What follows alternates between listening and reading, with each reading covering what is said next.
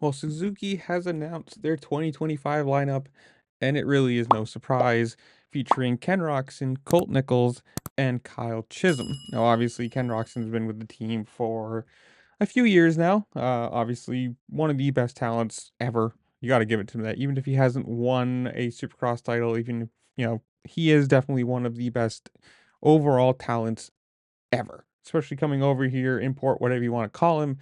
You gotta say, it's a great job. And he does have a quote.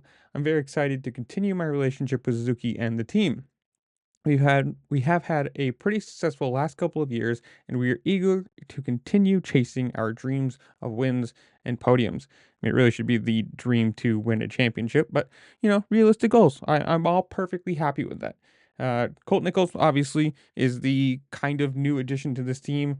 He did race the 2024 SMX playoffs with the team, and also the WSX team. Yeah, WSX with them, saying, quote, really excited to be part of the Twisted Tea AGP Suzuki team for a full season of racing in 2025. It was awesome getting back to race SMX and WSX for the team and get a few races under my belt before tackling a full season. I'm ecstatic to keep the ball rolling.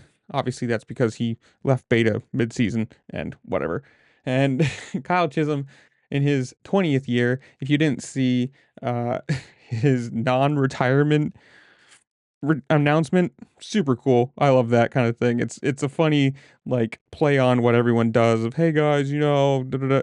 It was funny to watch. If you haven't seen it, go on his Instagram, or there'll be a card in the top right hand corner for the video that I made about it. So you can go watch that if you wish to. But hopefully they have a good year. All three stay healthy. All three don't know have any problems. They're competitive, whatever you want to call it, and we'll see where they fall.